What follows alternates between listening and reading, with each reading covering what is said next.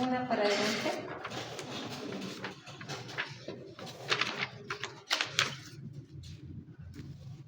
¿Qué será el estreñimiento? Uno siempre escucha, ¿no? Está estreñida. O tal vez en algún momento uno también ha estado con este tipo de patología. Fíjese que el estreñimiento es un trastorno, muchos también lo definen como síndrome, caracterizado por la reducción en la frecuencia normal de la evacuación de las heces a un ritmo de deposición a menos de 3 evacuaciones por semana. Esto no se olvide, ¿no? Una frecuencia, reducción de la frecuencia normal de las evacuaciones. ¿Cuál es la frecuencia normal de las evacuaciones? ¿Quién sabe? ¿Qué es la frecuencia normal? Después de cada comida, o una vez al día. ¿Cuál sería la frecuencia normal de las deposiciones? Tendría que hacer menos de 3, unas 2 al día. A ver quién da más. No, fíjense lo que dice, ¿no? Por una reducción de la tasa de la frecuencia normal de la evacuación de las heces. ¿Ah? ¿Cuál es la frecuencia? A ver, tiene su celular. ¿Cuál es la frecuencia normal de evacuación?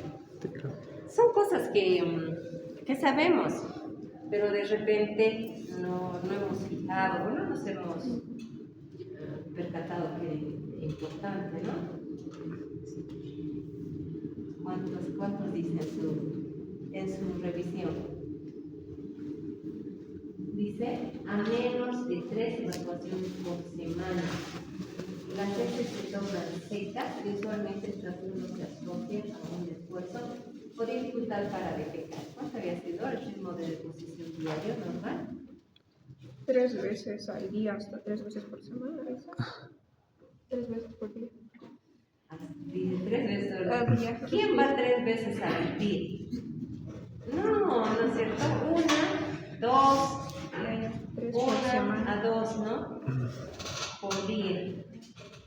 No, generalmente es una, ¿no? Cuando digamos el consumo es abundante de alimentos con mucha fibra, 2 o 3 ocasionalmente, ¿no? Pero digamos 1 a 2 por día, ¿no? Excepto situaciones excepcionales, ¿no? Hasta 3, ¿no? No se olviden de esto, ¿ya? Y dice el estreñimiento sería menos de 3 evacuaciones por semana. O sea, en la semana solamente 3. Eso es estreñimiento, ¿no? Y que se acompaña de un esfuerzo o dificultad para defecar. ¿Ya? Siguiente. De esa manera hay una clasificación en relación al tiempo. La constipación aguda, es decir, se instaura de manera más rápida, ¿no? Menos de 3 meses. Y la constipación crónica, más de 3 meses. O sea, una línea, 3 meses, ¿no? Antes, aguda, y 3 meses después, crónica. ¿Ya? Siguiente. Fíjense, todas las causas de constipación aguda. Porque en la consulta puede venir una persona y les dice, ¿no? Mi problema viene generalmente con, estoy estreñida, ¿no? Y ustedes tienen que ver realmente si es estreñimiento. Y ustedes preguntan, ¿no? ¿Cuántas deposiciones por día tienen? Y le dicen, no, a veces por la semana tengo 2 deposiciones.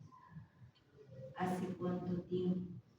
No, hace 2 meses. Entonces todavía es muy, ¿no? Pero sí está presente estreñimiento. ¿Ya? No se olviden. Y fíjense las causas. Cambios dietéticos, viene de primera, cambios dietéticos.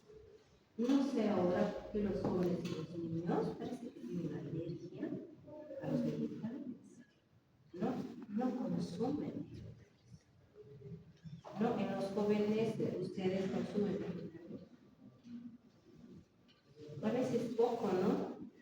Porque las comidas a veces son rápidas y se come por acá y no tiene muchas verduras, ¿no? Tienen los carbohidratos y un poco.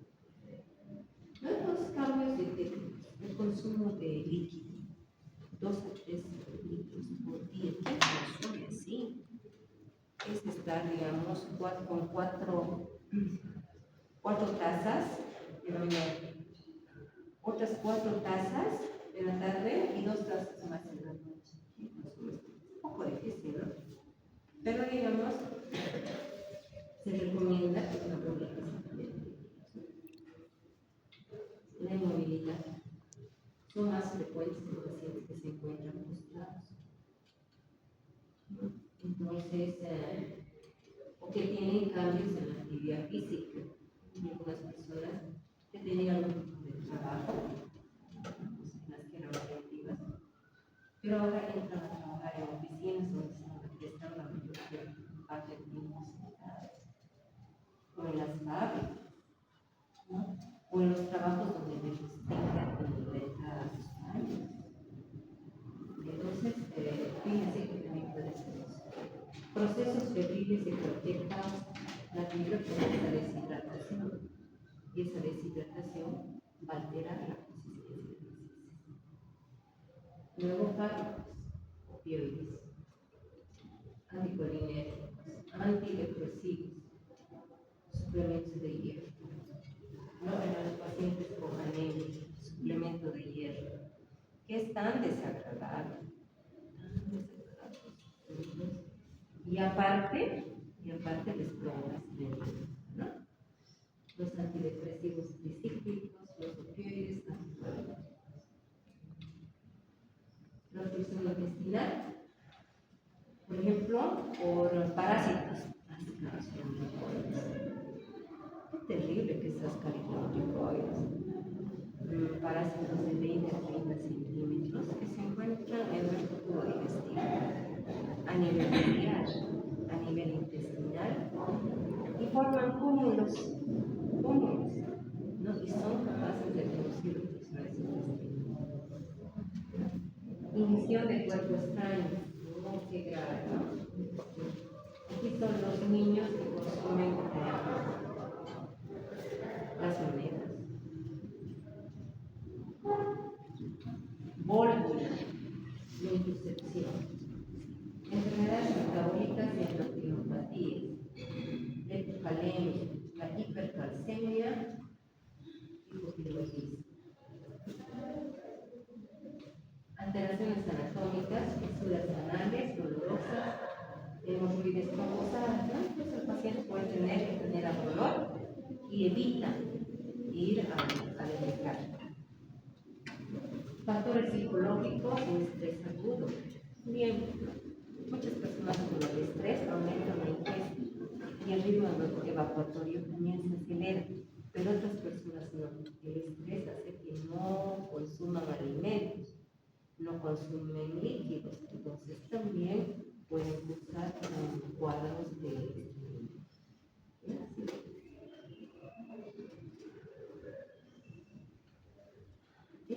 Fíjense, la constipación crónica, entonces cuando el estreñimiento dura más de 3 meses, ¿no? Crónica, en la que se ve una alteración fisiológica a nivel de la zona anterior. Es lo que les decía, mayor a 3 meses de duración. Ese es de la constipación crónica. Y aquí está la clasificación muy bonita. Constipación crónica, primaria y secundaria. La primaria funciona tránsito normal, tránsito lento y trastornos defecatorios. Y la constipación crónica, constipación secundaria, tenemos por ejemplo acá, las que se producen por endocrinopatías, causas metabólicas, neurológicas, medicamentos, causas mecánicas, las que mencionamos en la anterior diapositiva, ¿no? Se constipación secundaria. ¿Sí? Tenemos, ¿verdad? Siguiente. Y aquí, ¿qué se dice, no? Vamos sacando.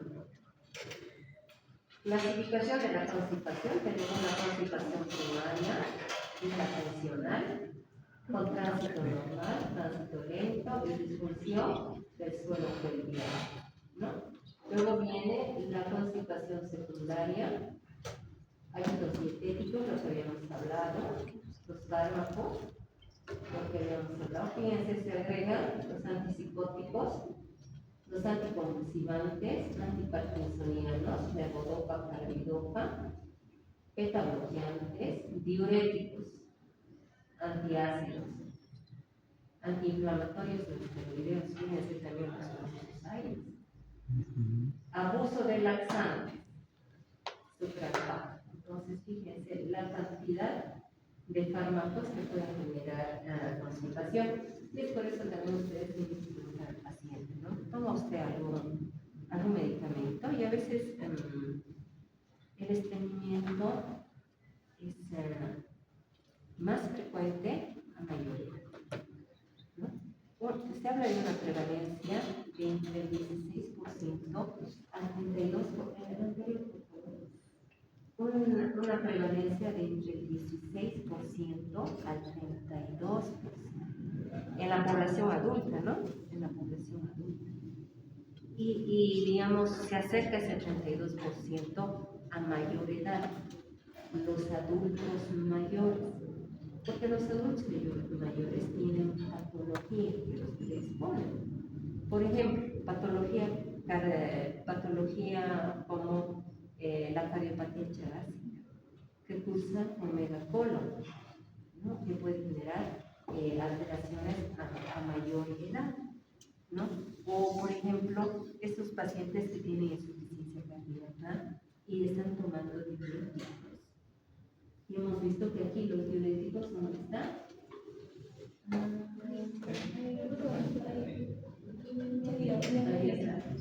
Los diuréticos, ¿no? Entonces son pacientes que usan diuréticos. Fíjense, antipsicóticos, anticonvulsivantes, o paciente diabético. El paciente diabético para la neuropatía diabética recibe tratamiento anticonvulsivante tipo de la carbamazepina.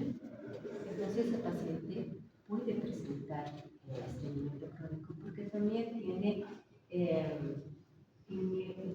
denervación nerviosa que ya le genera una predisposición para el estreñimiento, asociado más al uso de diferentes medicamentos. Entonces fácilmente puede tener estreñimiento. Entonces es muy importante hacer el indagar de lo que el paciente se encuentra consumiendo, ¿no? Por ejemplo, luego tenemos la famosa diabetes mellitus, la insuficiencia renal, el embarazo, ¿no? El hipotiroidismo, la hipopotasemia, la hipercalcemia, ¿no? Puede generar también constipación. Alteraciones neurológicas, esclerosis múltiple, enfermedad de Parkinson, neuropatía autonómica. Esa neuropatía autonómica la comparte con la diabetes mellitus. Lesiones medulares, pacientes que se encuentran en silla de ruedas. Pacientes postrados, entonces sí hace constipación. Enfermedades sistémicas y estructurales, cáncer de colon o recto. Por eso también cuando una persona presenta estreñimiento crónico, entonces se le tiene que hacer es decir, se le hace un buen interrogatorio y a veces hay datos que nos orientan a que podría ser un proceso neoplásico, ¿no? Como por ejemplo, sangre en las deposiciones, cuadros obstructivos, estreñimiento que puede cursar con cuadro obstructivo con la presencia de deposiciones con sangre, disminución de peso, anorexia. Entonces, eso nos hace sospechar de que podría estar en su sistema un proceso neoplásico. ser necesario la utilización de procedimientos diagnósticos como los colonoscopía.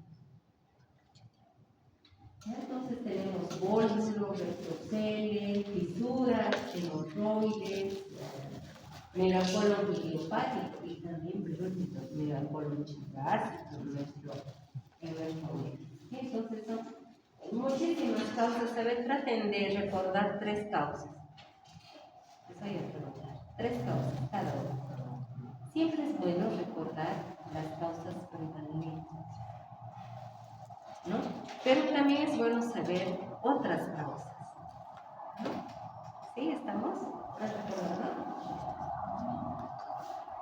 ¿Sí? Muy bien. ¿Sí?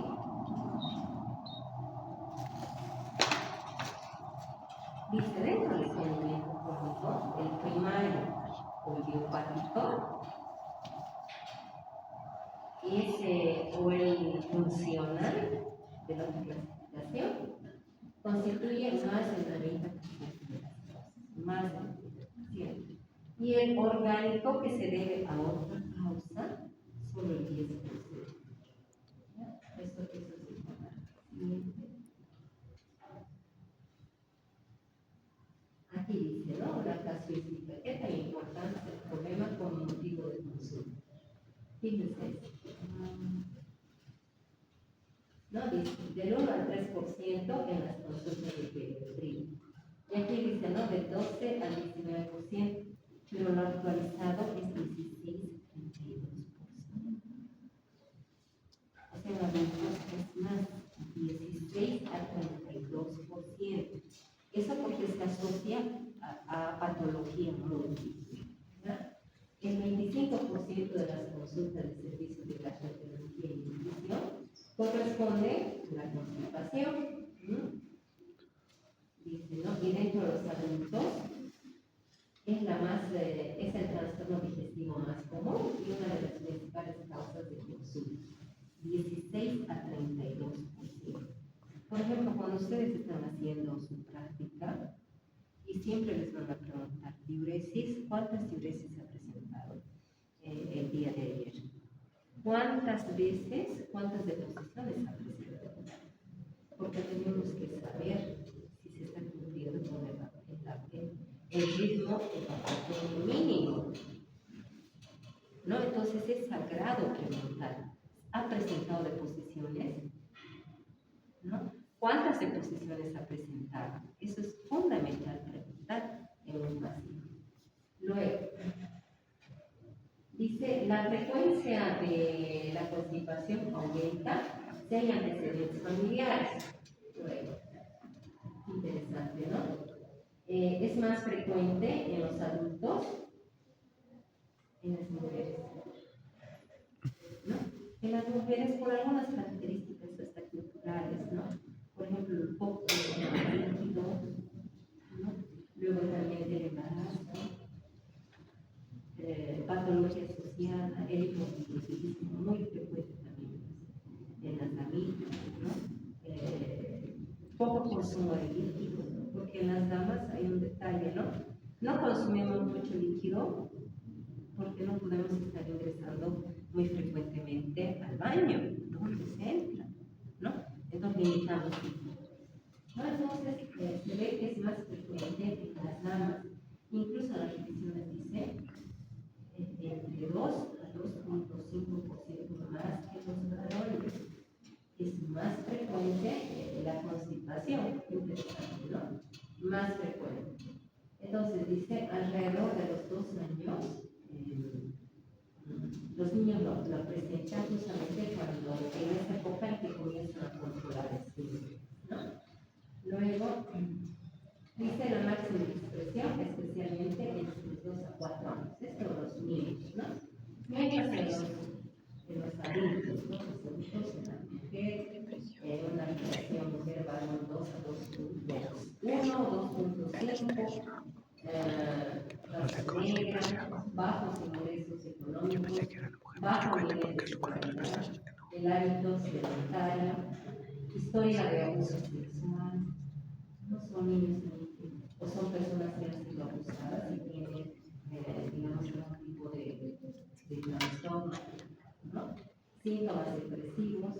mayores de 65 años en mayor, la persona mayor de la tercera edad, uno, no toma leche, porque no tiene sed.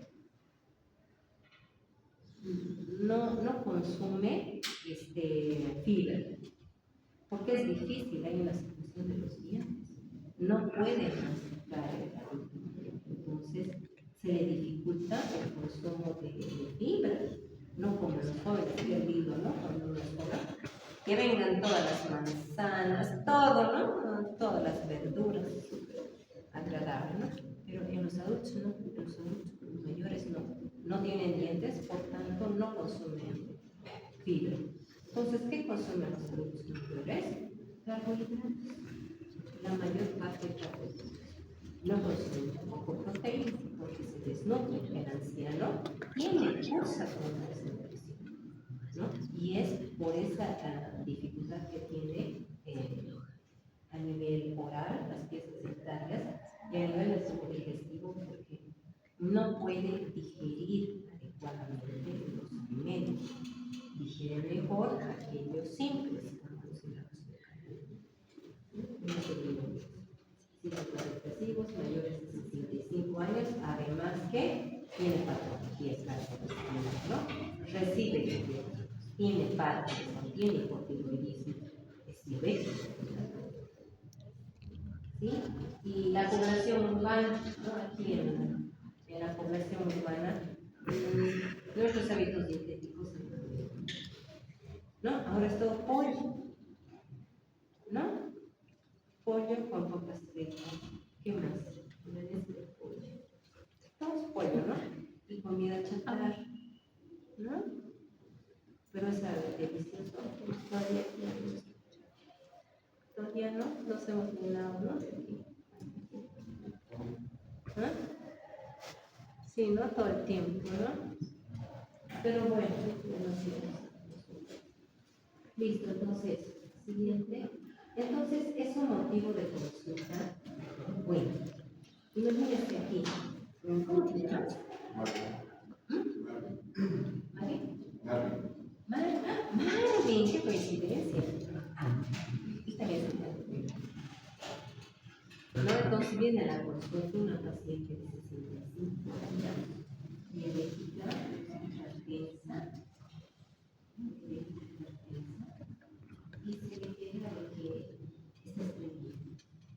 Hace 12 posiciones. Entonces, tú ya tienes que pensar por qué. Porque primero 12 posiciones posicionales sí es estreñida. Tiene que ver si es agudo o si es crónico. ¿No? Si es agudo o si es crónico. Entonces, y ver las causas en relación. Si el estreñimiento es crónico, si el estreñimiento crónico es el más importante, ¿no? ¿Usted qué cree? El estreñimiento crónico es el más importante. ¿Qué dice? Sí, porque son 95%.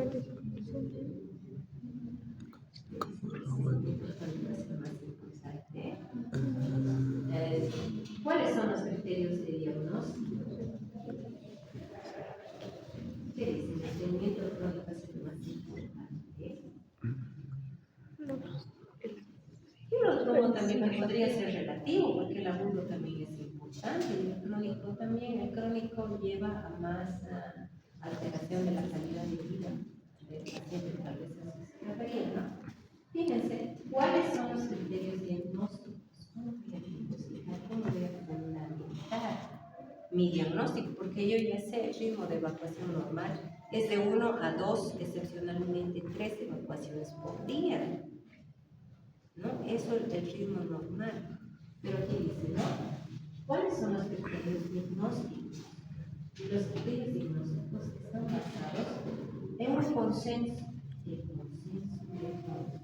que ha sacado unos criterios erróneos.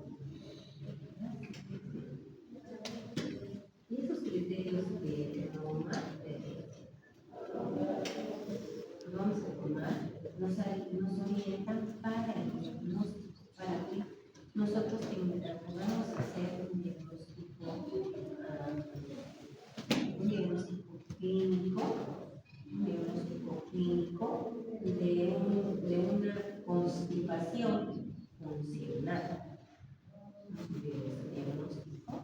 clínico de una constipación funcional. Porque el diagnóstico de una constipación orgánica tenemos que hacer otro tipo de exámenes complementarios. Y ahí ingresa también la colonoscopia.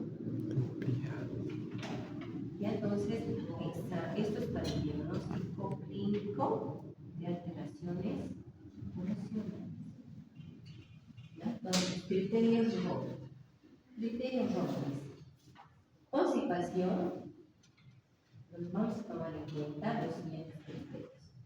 Que el paciente presente esfuerzo físico al menos en el 25% de las deposiciones, es decir, las deposiciones con esfuerzo físico. Las heces que se encuentran enduradas en el 25% de las deposiciones. Aquí es muy interesante los criterios del Bristol, ¿no? Fíjense que el paciente tenga sensación de evacuación incompleta, al menos en el 25% de las deposiciones. Todo es al menos, ¿no? O sea, sensación de obstrucción o bloqueo anorectal. Maniobras manuales para facilitar la defecación. Y menos de 3 deposiciones espontáneas completas a la semana. Si tiene, dice, ¿no?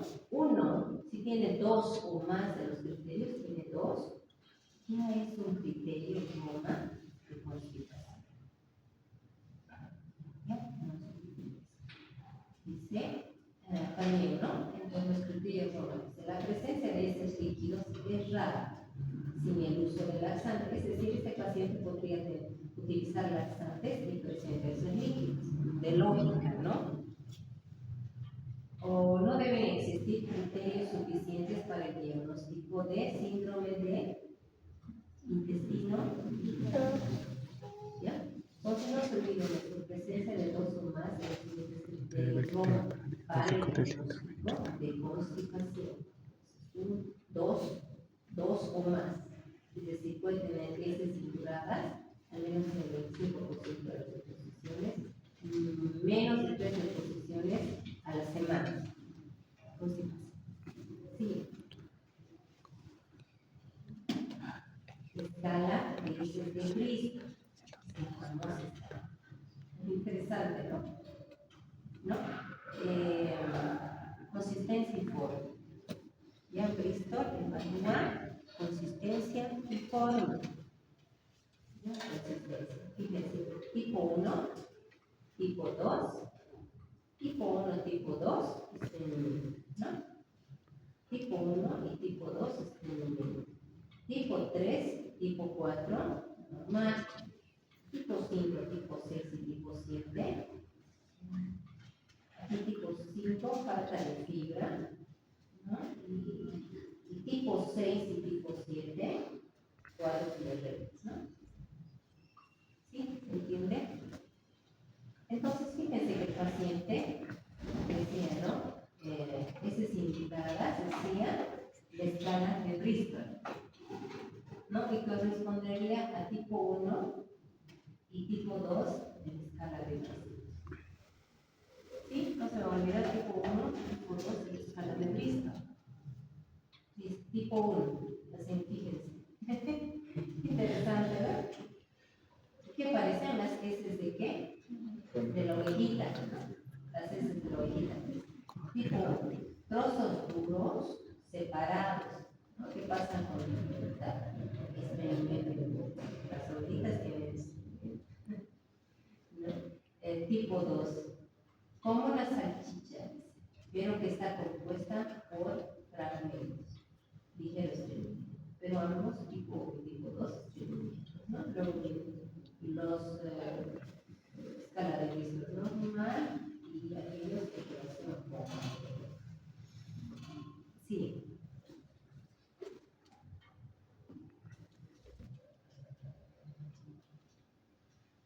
Bien. Los criterios deben cumplirse al menos durante los 2 últimos meses. Ese periodo es válido siempre y cuando la evaluación clínica haya excluido con seguridad otras patologías orgánicas. ¿Sí? Sí, hay causas funcionales, pero si volvemos nuevamente a las causas de este cuadro,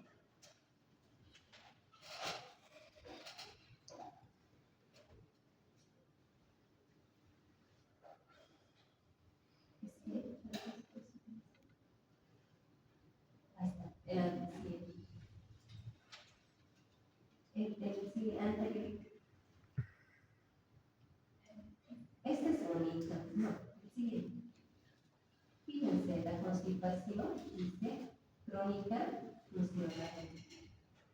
Y es la primaria, causas primarias, funcional, tránsito normal, tránsito lento, trastornos respiratorios. Si uno quiere ponerle un título hasta benignos. Pero fíjense, la constipación crónica secundaria influye la asociación a patologías. Y vamos con el siguiente. Aquí está. La constipación primaria, ¿no? Aquí es otra clasificación, pero o sea, es muy similar a constipación primaria a la funcional. Tránsito normal, tránsito lento, discusión de funciones. Y la secundaria, ¿qué está? Hábitos dietéticos. ¿No? Aquí están las causas. Bien, volvemos otro. Entonces, es tan importante, nosotros sabemos que las causas dietéticas, los hábitos dietéticos, podemos considerar como las causas más importantes, ¿no? Que hay que hacer, que hay que descartar inicialmente, hábitos dietéticos, pero sin olvidar que puede haber patología orgánica relacionada. Es un estreñimiento crónico y resulta que era un tumor, que era un CA de colon, ¿no? Resulta que era un estreñimiento crónico y era un megacolon chapásico, ¿no? Entonces tenemos que hacer el indagar, primero aplicar los criterios Roma, y si no son coincidentes, y si a pesar de las recomendaciones sigue todo el proceso, tenemos que ir a la búsqueda de la causa orgánica del estreñimiento. Siguiente.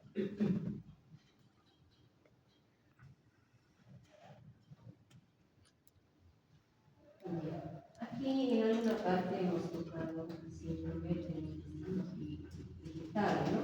El síndrome del intestino irritable, si queremos identificar cuál es la causa principal, característica de este síndrome del intestino irritable, aquí es la presencia de dolor abdominal recurrente, relacionado con la defecación, y presenta cambios en la frecuencia y en la consistencia de las deposiciones. Entonces aquí lo que se agrega es esto, el dolor abdominal recurrente en relación con la defecación, con alteración en la frecuencia, periodos de estreñimiento y periodos de diarrea. Eso es el síndrome del intestino irritable. Dolor abdominal relacionado con la defecación, intercalados entre constipación y cuadro diarreico. Ese es el síndrome del intestino irritable. O sea, no puramente estreñimiento y diarrea. Síndrome del colon irritable. Siguiente. Aquí fíjense esta clasificación que ya la hemos tomado en cuenta. El estreñimiento crónico se clasifica según los mecanismos fisiopatológicos en tres grupos: trastorno funcional de la defecación, tránsito colónico lento, tránsito colónico normal. Siguiente. Creo que me estoy saltando. Porque porque no tosió hasta ahorita, ¿no? Tenemos entonces el trastorno funcional de la defecación. O sea, la defecación, ¿qué quiere decir eso? Y la defecación se puede combinar con un trastorno funcional. Y dice, ¿no? Se detecta una alteración del vaciado rectal, ¿no? Hay una alteración en el vaciado rectal. Se produce por insuficiente profunción rectal. Luego, comportamiento anómalo de la relajación de la musculatura, que está responsable de la apertura del canal anal. Déficit de la relajación de la musculatura. Contracción paradójica o disinergia de la defecación, ¿no? Y ambas disfunciones pueden asociarse a disminución de la sensibilidad rectal, defectos funcionales del suelo pélvico, trastornos de la motilidad colónica o retraso del tiempo de tránsito colónico. Entonces, esas son características del trastorno funcional de la defecación.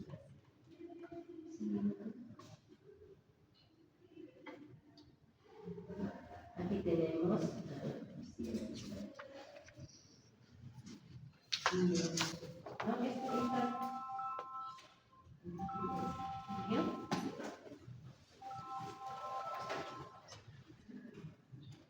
para la defecación, ¿cuál será la mejor posición para la defecación? ¿Cuál creen? Sí, es en cuclillas, fíjense en la imagen. ¿No? En cuclillas se facilitaría la evacuación del fluido. ¿No? Mientras, fíjense, la utilización de qué? Del inodoro. Es en posición sentada. ¿No? Pero digamos por las situaciones higiénicas, porque antes los domicilios antiguos, los baños cumplían. Eran unos baños en los que se tenían las pisaderas, ¿no? Y la persona entraba y era de cuclillas, ¿no? Sus abuelitas algo así no han logrado ver, tal vez. Sí, de algunas, ¿no? De las abuelitas. Pero digamos aquí en las ciudades, ya para la defecación por la situación de higiene, en los departamentos, etcétera, ¿no? Tenemos los inodoros, ¿no? Que no cumplen con la fisiología que facilitaría la defecación.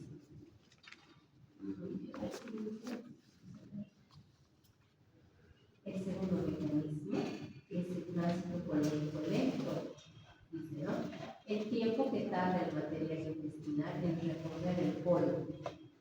Y ese tiempo se encuentra aumentado con respecto a la normalidad. O sea, permanece más a nivel colónico. ¿Qué patología ustedes podrían identificar? En la cual el contenido colónico permanece. Chagas. El megacolon Chagas.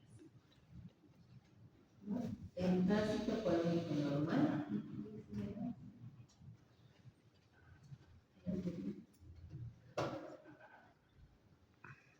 ¿No? Y el tránsito colónico normal en relación a otras patologías que el paciente también podría tener. El problema no es el tránsito, ¿no? Sino otras patologías. Procesos obstructivos, ¿no? Procesos neoplásicos. Algo también que decía acá en el tránsito colónico normal, el tránsito colónico lento, también es la neuropatía que presenta el paciente. Siguiente. Dice, la cronicidad es responsable de las alteraciones en el calibre del colon. Interesante, ¿no? La cronicidad. En el calibre del colon y recto, agravando los mecanismos. Fíjense esta imagen, es muy grave porque ¿qué tienen las heces fecales?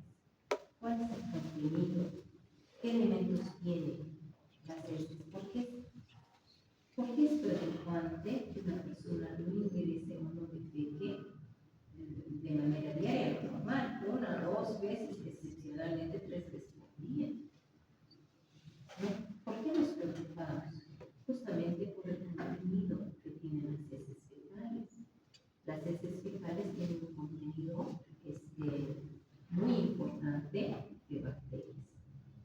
Y esas bacterias están en constante proliferación.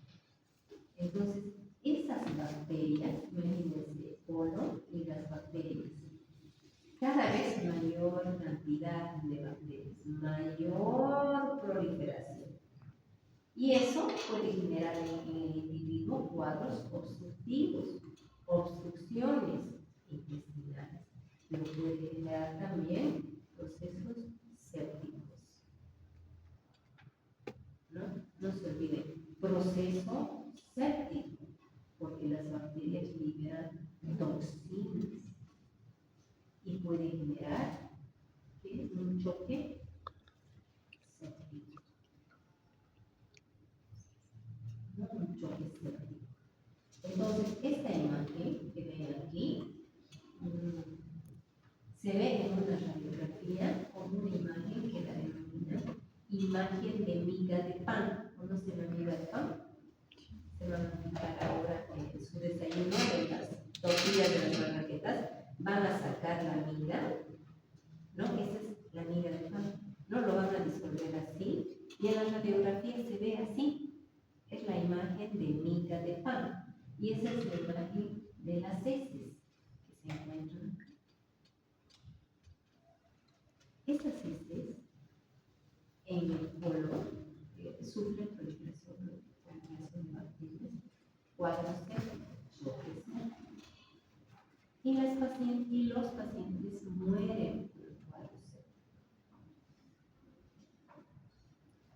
¿no? Porque se tiene que vaciar el contenido. Lamentablemente muchos de los hospitales y muchos colegas ciudadanos no se animan a ingresar a quirófano, digamos, todo es el colon, digamos, aquí ese es, todo eso. Todos son, es decir, el paciente viene a la consulta con dolor abdominal, distensión abdominal así, los abdominales, llenos de gases, linfático, y la historia es no entró al baño hace 2 semanas. Le hacemos una radiografía, imagen de miga de pan, con niveles hidroaéreos. Entonces, ¿qué ha pasado con el paciente? Se ha creado un cuadro muy grave que tiene que ser solucionado. En esos casos, no sé si hacen actualmente, pero los cirujanos antiguos ingresaban hasta de manera manual, porque tenían que entraban a la ampolla rectal de manera manual, porque era desesperante. El paciente estaba muriendo de dolor. O sea, las bacterias generan más proliferación, generan más gases, mayor distensión, mayor dolor, mayor liberación de toxinas y productos inflamatorios, proinflamatorios, etc., ¿no? Entonces el paciente o se muere de dolor o se muere en insuficiencia, ¿no? Y los cirujanos antiguos ingresaban, eran fantásticos esos cirujanos, porque de manera manual lograban muchas veces salvar la vida del paciente. Pero a veces, no sé si lo están haciendo, yo vi fallecer una paciente, realmente me dio tanta rabia, porque la cirujana, la dama, no se animó a intentar hacer una extracción ritual. No se animó y prefirió que la señora muriera en camilla ese día. Eso es más, la llevó a una sala donde había una familia y la dejó y nadie hizo nada. Y la señora no quiso hacer. Y la respuesta era no, está muy grave, no, me voy a contaminar. Claro que se va a contaminar. No voy a entrar al quirófano porque todos los quirófanos se van a contaminar y no voy a poder operar nada más en la dual.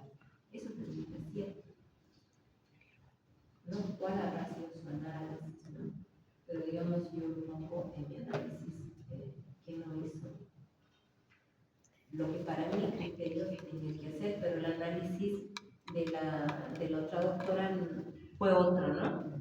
Si entraba a desobstruir manualmente, se iba a contaminar, estaba de guardia y no iba a poder operar, más nada. O si quería hacerlo en quirófano, todo contaminado, no se podía operar nada. Porque sí, estas cirugías son contaminantes y se cierran quirófanos. ¿No? Entonces, fíjense lo grave, ¿no? El análisis de ella, lo respeto, pero el otro análisis, ¿no? Digamos, de la parte, digamos, más pensada, ¿no? Pero sabían, yo he visto los cirujanos antiguos ingresaban, no tenían los enfermedades, muchas veces lograban salvar, pero otras veces no. Entonces, fíjense, imagen de miga de pan, ¿no? Cuando vean la miga de pan se van a recordar.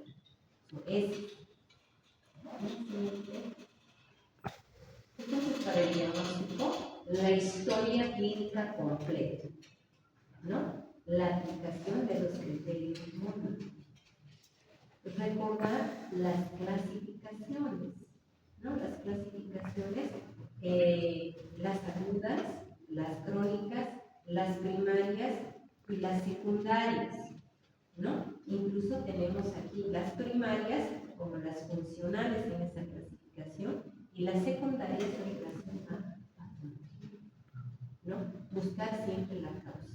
Primero el descarte de las funcionales y luego tenemos que ir al descarte o a la búsqueda de las secundarias, ¿no? Entonces, eso en la historia clínica también no se olvide, dentro de las causas, el consumo de diferentes medicamentos, ¿no? Los hábitos dietéticos, consumo de medicamentos, enfermedades asociadas, ¿no? Eso es bien importante, ¿ya? Entonces, fíjense el valor de la anamnesis y el desarrollo. Siguiente. El examen abdominal, dice la distensión abdominal. A nivel perianal podemos encontrar lo que dice, ¿no? A nivel áreas sucias, el abdomen está impánico, ¿no?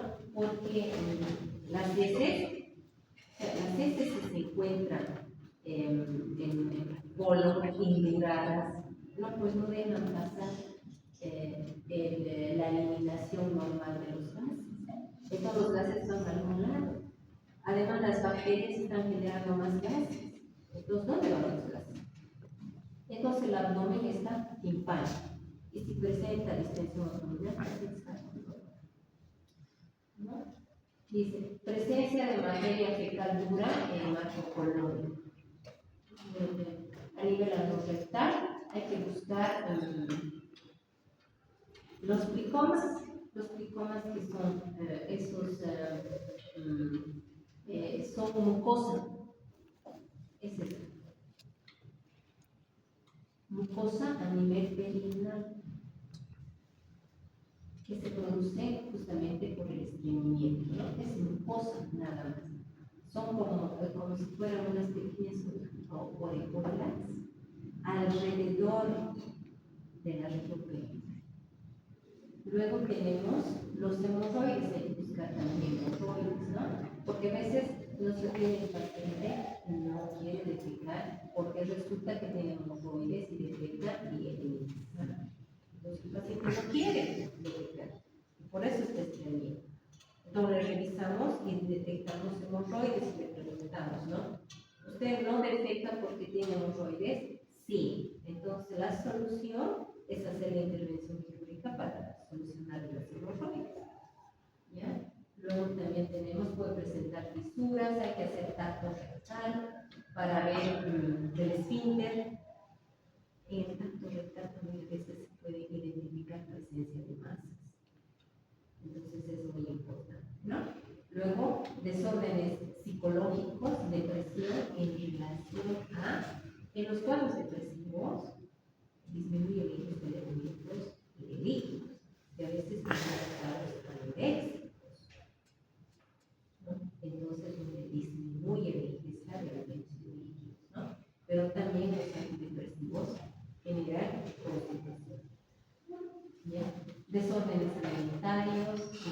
negación de la actividad colónica, ¿no? Es